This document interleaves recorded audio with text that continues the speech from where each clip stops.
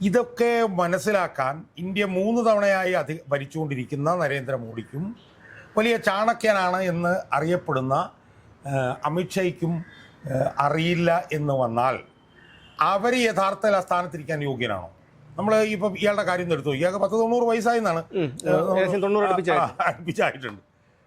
സമനില പോലും അയാൾക്കുണ്ടോ എന്ന് സംശയം തോന്നുന്ന നിലയിലാണ് അയാളുടെ സംസാരം. ആ അവാർഡിനോട് ചെയ്യുന്ന ഏറ്റവും വലിയൊരു അവമതിപ്പാണ് ഇതുപോലെ ഒരു അവസരവാദിയും ഒരു ഒരു ഒരു ഹിപ്പോക്രാറ്റും ഒരു അഴിമതിക്കാരനും സ്വന്തം സമുദായത്തെ ഉൾപ്പെടെ വഞ്ചിക്കുന്നവനുമായിട്ടുള്ള ഒരു വയോവൃദ്ധന് ഇതുപോലൊരു അവാർഡ് കൊടുക്കുക എന്ന് പറയും.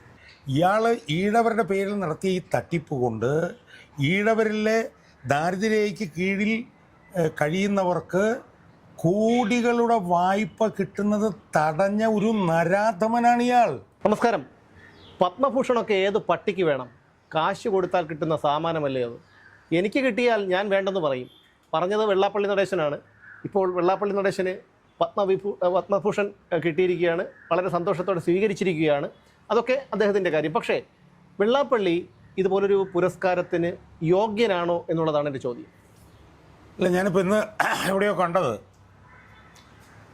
തനിക്ക് കിട്ടിയ പത്മഭൂഷൺ താൻ ശ്രീനാരായണ ഗുരുവിനെ സമർപ്പിക്കുന്നു എന്ന് അയാൾ പറഞ്ഞതായിട്ട് ഞാൻ എവിടെയോ കണ്ടു. അങ്ങനെയെങ്കിൽ അത് ശ്രീനാരായണ ഗുരുവിനോട് ചെയ്യുന്ന ഏറ്റവും വലിയ ഒരു കൊടുംപാതകമായിരിക്കും, ഒരു കൊലപാതകമായിരിക്കും എന്നാണ് എനിക്ക് സൂചിപ്പിക്കാറുള്ളത്. കാരണം കേരളത്തിൻ്റെ ചരിത്രത്തിലെ ഏറ്റവും വലിയ സാമൂഹിക പരിഷ്കർത്താവായിരുന്നു ശ്രീനാരായണ ഗുരു. ഒരർത്ഥത്തിൽ ശ്രീനാരായണ ഗുരു കുറേ കാലമായി അപകീർത്തിപ്പെടുകയായിരുന്നു എന്ന് നമ്മൾ ഓർക്കണം. കാരണം ശ്രീനാരായണ ഗുരു ഇരുന്ന കസേരയിലാണ് കുറേ പതിറ്റാണ്ടുകളായിട്ട് വെള്ളാപ്പള്ളി നടേശൻ ഇരിക്കുന്നത്. ഇപ്പോൾ വെള്ളാപ്പള്ളി നടേശൻ വീണ്ടും ഒന്നുകൂടി ശ്രീനാരായണ ഗുരുവിനെ അപകീർത്തിപ്പെടുത്തിയിരിക്കുകയാണ്. ഞാൻ പലപ്പോഴും പറയാറുണ്ട്, ഈ മരിച്ചവരെ അപകീർത്തിപ്പെടുത്തുമ്പോൾ അവർ they will turn in the grave എന്ന് പറയാറുണ്ട്. എന്ന് പറഞ്ഞതുപോലെ ശ്രീനാരായണ ഗുരു ശവകുടീരത്തിൽ കിടന്ന് ഇങ്ങനെ ഞെളിവിരി കൊള്ളും ഇയാളുടെ ഈ പ്രസ്താവന കേട്ടാൽ എന്ന് നമ്മൾ മനസ്സിലാക്കും. രണ്ടാമത്തെ ഏറ്റവും പ്രധാനപ്പെട്ട പ്രശ്നം നേരത്തെ പറഞ്ഞ പ്രതികരണമാണ്. ഇയാളുടെ അടിസ്ഥാന സ്വഭാവം എന്താണ് എന്ന് തെളിയിക്കുന്ന ഒരു പ്രതികരണമാണ് നേരത്തെ നടത്തിയായിട്ട് അയാൾ പറഞ്ഞത്. അതെന്തോ ആർക്കോ അയാളൊരു അഭിമുഖം കൊടുക്കുമ്പോൾ ഈ BJP ഗവൺമെൻറ് പത്മഭൂഷൺ തന്നാൽ എന്ത് ചെയ്യും എന്നാണ് അദ്ദേഹത്തോട് ചോദിക്കുന്നത്. BJP ആയിട്ടൊക്കെ അടുത്ത് നിൽക്കുന്ന ആളാണല്ലോ. അപ്പോൾ BJP പത്മഭൂഷൺ തന്നാൽ എന്ത് ചെയ്യും എന്ന് ചോദിക്കുന്നതിന് തീർത്തും അവജ്ഞയോടുകൂടി, തീർത്തും പുച്ഛത്തോടുകൂടി അയാൾ മറുപടി പറയുകയാണ്. എന്താ പറയുന്നത്? ഇതൊക്കെ ആര് മേടിക്കും? ഇതൊക്കെ ഏത് പട്ടി വാങ്ങുന്ന? അതെ, ഇതൊക്കെ പൈസ കൊടുത്താൽ കിട്ടാത്തതാണ് എന്ന് ആർക്കാണ് അറിയാൻ പാടില്ലാത്തത്? എന്ന് മാത്രമല്ല, ഞാൻ ഇതുവരെ ഏതെങ്കിലും ഇതുപോലെ അവാർഡുകൾ വാങ്ങിയതായി നിങ്ങൾക്കറിയാമോ എന്ന് വരെ ചോദിച്ച അയാൾ ഇപ്പോൾ അതേ BJP ഗവൺമെൻറ് തന്നെ ഈ അവാർഡ് അയാൾക്ക് കൊടുക്കുകയും അയാളത് സസന്തോഷം വാങ്ങിക്കുകയും അയാൾ അത് ശ്രീനാരായണ ഗുരുവിന് സമർപ്പിക്കുകയും ചെയ്തു എന്ന് പറയുമ്പോൾ അയാളുടെ അടിസ്ഥാന സ്വഭാവം എത്രത്തോളം അവസരവാദപരമാണ് എന്നതിൻ്റെ ഏറ്റവും പുതിയ ഒരു തെളിവാണ് ഇത്. എനിക്ക് എൻ്റെ ചോദ്യം എന്ന് പറഞ്ഞു കഴിഞ്ഞാൽ, എന്ത് മാനദണ്ഡത്തിൻ്റെ പേരിലാണ് കേന്ദ്ര സർക്കാർ വെള്ളാപ്പള്ളി നടേശനെ പോലെയുള്ള മൈക്രോ ഫിനാൻസ് കേസിൽ പ്രതിയായ ഒരാൾക്ക് ഇത്തരമൊരു അവാർഡ് കൊടുത്തത് എന്നുള്ളതാണ്. അതിൽ നമ്മളത് കുറച്ച് വിശദമായിട്ട് പരിശോധിക്കേണ്ടി. കാരണം എന്താ വെച്ച് കഴിഞ്ഞാൽ, ഈ എന്താണിതിൻ്റെ മാനദണ്ഡം? യഥാർത്ഥത്തിൽ ഞാൻ പറയുന്നത് പത്മഭൂഷൺ എന്ന് പറയുന്ന ഈ അവാർഡ് തന്നെ നിർത്തലാക്കുകയാണ് വേണ്ടത്. ഇതുപോലെ ചെയ്തു കഴിഞ്ഞാൽ ഇനി ആർക്കും കൊടുക്കേണ്ട തീരുമാനിക്കുക. കാരണം വെച്ചാൽ ആ അവാർഡിനോട് ചെയ്യുന്ന ഏറ്റവും വലിയൊരു അവമതിപ്പാണ് ഇതുപോലെ ഒരു അവസരവാദിയും ഒരു ഒരു ഒരു ഹിപ്പോക്രാറ്റും ഒരു അഴിമതിക്കാരനും സ്വന്തം സമുദായത്തെ ഉൾപ്പെടെ വഞ്ചിക്കുന്നവനുമായിട്ടുള്ള ഒരു വയോവൃദ്ധന് ഇതുപോലൊരു അവാർഡ് കൊടുക്കുക എന്ന് പറയും. നമ്മളൊന്ന് ആലോചിച്ച് നോക്ക്. ഈ എന്താണ് ഇയാൾക്ക് ഒരുപക്ഷെ എനിക്ക് തോന്നുന്നു പത്മഭൂഷൺ ഇതുവരെ കിട്ടിയ ആളുകളുടെ ഒരു ലിസ്റ്റ് എടുത്ത് നോക്കിയാൽ ഇത്രയേറെ ഒരു വൃത്തികെട്ട ഒരു മനുഷ്യന്, ഇത്രയേറെ ഒരു അവസരവാദിക്ക് ഈ അവാർഡ് ഇതിനു മുമ്പ് ഒരിക്കലും കൊടുത്തിട്ടുണ്ടാവും എന്ന് ഞാൻ വിശ്വസിക്കുന്നില്ല. നമ്മളിവിടെ ആലോചിക്കേണ്ടത് ഈ BJP സർക്കാർ ഇയാൾക്കിത് കൊടുക്കുന്നതിന് എടുത്ത മാനദണ്ഡം എന്താണ്? അതാണ് പലരെയും കുഴക്കുന്ന ഒരു കാര്യം. അത് പിന്നെ എന്തായാലും ഇയാൾ അഴിമതിക്കാരനാണ് എന്നുള്ളതുകൊണ്ടൊന്നും കൊടുക്കാൻ അവർക്ക് തീരുമാനിക്കാൻ പറ്റും. അപ്പോൾ അവർ ധരിച്ചു വച്ചിരിക്കുന്നത് ഇയാൾ SNDP യോഗത്തിൻ്റെ ജനറൽ സെക്രട്ടറി ആയതുകൊണ്ട് ഇയാൾക്ക് ഈഴവ സമുദായത്തിൻ്റെ വലിയ പിന്തുണ ഇയാൾക്ക് ഉണ്ട്. അതിൻ്റെ അടിസ്ഥാനത്തിൽ അടുത്ത തെരഞ്ഞെടുപ്പൊക്കെ വരാൻ പോകുമ്പോൾ ഈഴവരെ പ്രതിനിധീകരിക്കുന്ന ഒരാൾക്ക് ഇത് ഇത്രയും വലിയൊരു സിവിലിയൻ പുരസ്കാരം നൽകുമ്പോൾ അത് അടുത്ത തെരഞ്ഞെടുപ്പിൽ ഈഴവരുടെ വോട്ട് തങ്ങൾക്ക് കിട്ടാൻ കാരണമാകും എന്നുള്ളതായിരിക്കണം BJPയെ ഈ ഒരു സമയത്ത് ഇങ്ങനൊരു അവാർഡ് കൊടുക്കാൻ പ്രേരിപ്പിച്ചത് എന്നാണ് ഞാൻ വിചാരിക്കുന്നത്. സത്യത്തിൽ അതാണ് അവരെ നയിച്ച ചേതോവികാരമെങ്കിൽ അവരുടെ ഒന്നും തലയ്ക്കകത്തിപ്പം മോഡിയുടെയും അമിത്ഷയുടെയും ഒന്നും തലയ്ക്കകത്ത ആൾ താമസമില്ല എന്ന് നമ്മൾ പറയുന്നത്. ഈ ഒരു അവാർഡ് കൊടുത്തത് കൊണ്ട് ഈഴവ സമുദായത്തിന്റെ വലിയൊരു വിഭാഗം വോട്ട് നഷ്ടപ്പെടാനാണ് സാധ്യത. കാരണം ഇന്ന് സമൂഹ മാധ്യമങ്ങളിലൊക്കെ പരസ്യമായിട്ട് തന്നെയാണ് ഈഴവ സമുദായാംഗങ്ങൾ ഇതിനെ എതിർക്കുന്നത്.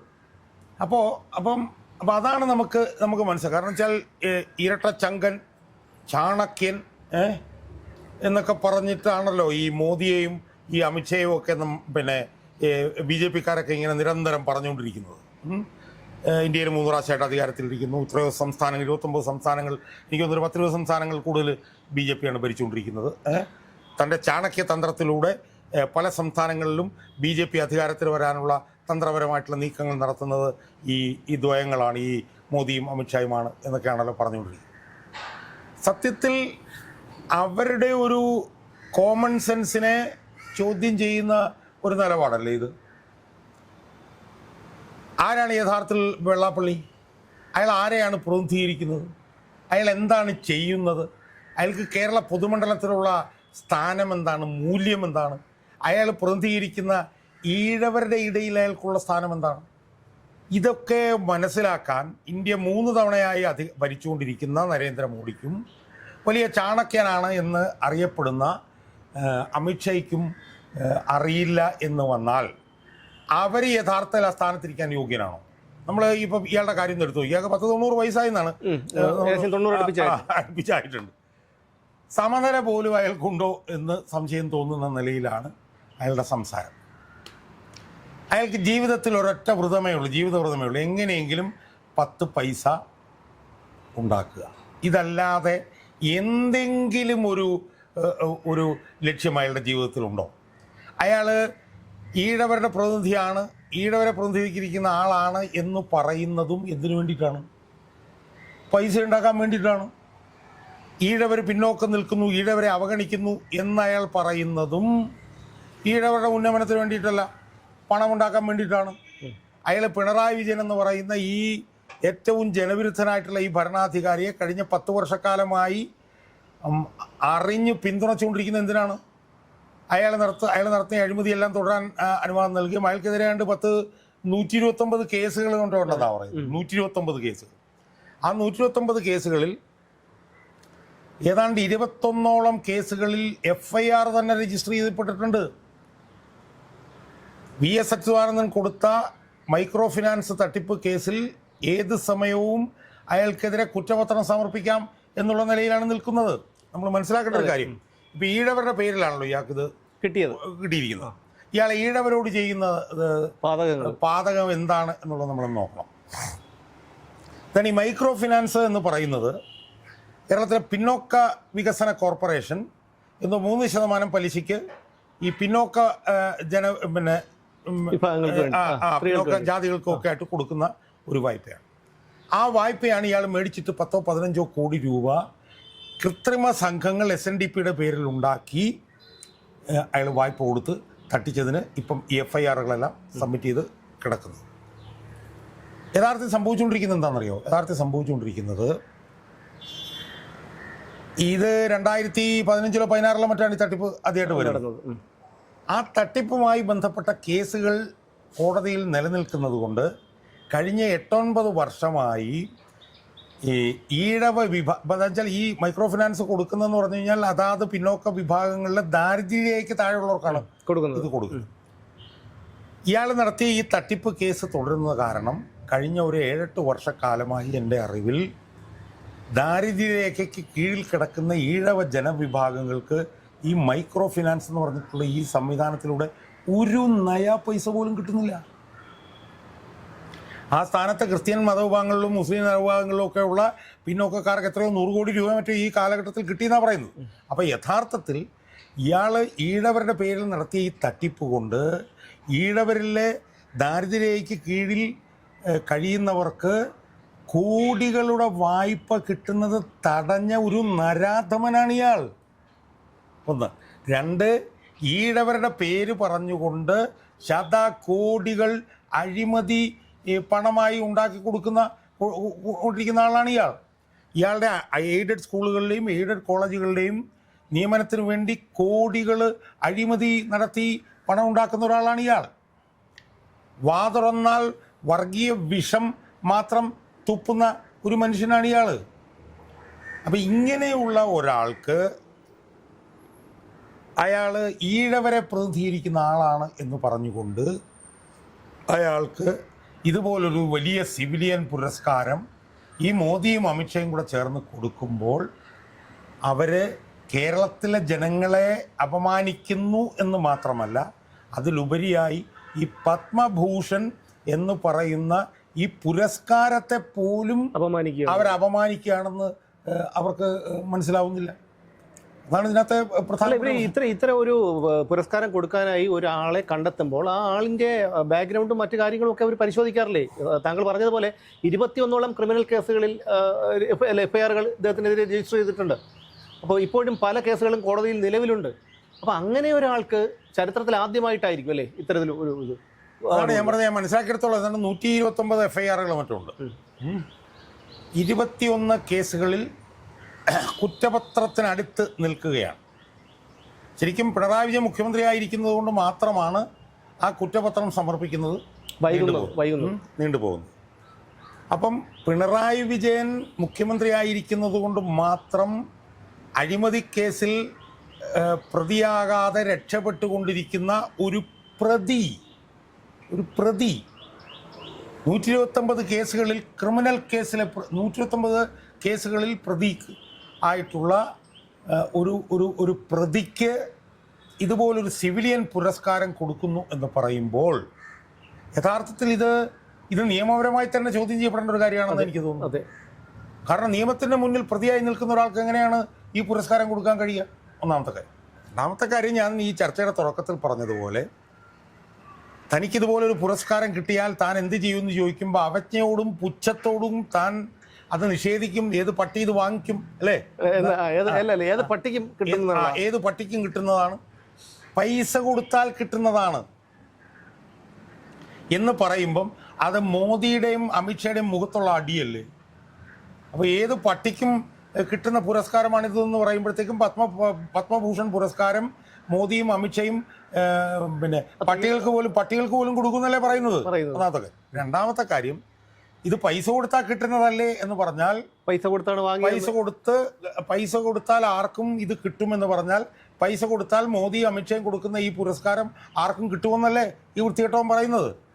അപ്പം യഥാർത്ഥത്തിൽ ഞാൻ പറയുന്നത്, മോദിക്കും അമിത്ഷയ്ക്കും തെല്ലെങ്കിലും ഉളുപ്പോ ലജ്ജയോ ഉണ്ടെങ്കിൽ, ഒരു തെല്ലെങ്കിലും ഉളുപ്പോ ലജ്ജയോ അവർക്കുണ്ടെങ്കിൽ അവർ ഈ പുരസ്കാരം സ്വാഭാവികം പിൻവലിക്കുകയാണ് ചെയ്യേണ്ടത് എന്നാണ് എനിക്ക് സൂചിപ്പിക്കുന്നത്. പക്ഷെ അതിനുള്ള സമയം കഴിഞ്ഞു പോയല്ലോ. ഇനിയിപ്പോൾ എന്തായാലും അല്ല, അതൊന്നും കുഴപ്പമൊന്നുമില്ല. അതൊക്കെ ഇതോടൊപ്പം പറയാതിരിക്കാൻ കഴിയില്ല. കാരണം ജാർഖണ്ഡ് മുഖ്യമന്ത്രിയായിരുന്ന ഷിബു സോറനും ഉണ്ട് അവാർഡ്. ഷിബു സോറൻ ആരാണ്? കൊലക്കേസിൽ പ്രതിയായി ജയിലിൽ കിടന്നയാളാണ് ഷിബു സോറൻ. ഷിബു സോറന്റെ കാര്യത്തിൽ ഷിബു സോറൻ പ്രതിയാണ്, അതിൽ തെറ്റൊന്നുമില്ല. അത് ഇവരാണ് പിടിച്ച് ജയിലിലിട്ടത്. അല്ലല്ല, അത് ഹേമന്ത് സോറനെ. ഷിബു സോറൻ, അതായത് ഹേമന്ത് സോറന്റെ അച്ഛൻ ഷിബു സോറൻ. ഇപ്പൊ ഷിബു സോറൻ എന്ന് പറയുന്നത് ആയിരിക്കാം, അയാൾ ജയിലിൽ കിടന്നിട്ടുണ്ടാവും, അതൊക്കെ ശരിയായിരിക്കാം. പക്ഷെ അയാൾ തെരഞ്ഞെടുത്ത മുഖ്യമന്ത്രി ആയിരുന്നു വേണമെങ്കിൽ ഒരു ഭാഗത്തിന് പറയാം. മരണത്തിന് ശേഷം 1-2 തവണ മുഖ്യമന്ത്രിയായിരുന്നു എന്ന് മാത്രമല്ല, അത് മരണത്തിന് ശേഷമോ? ഇവിടെ അതാണോ?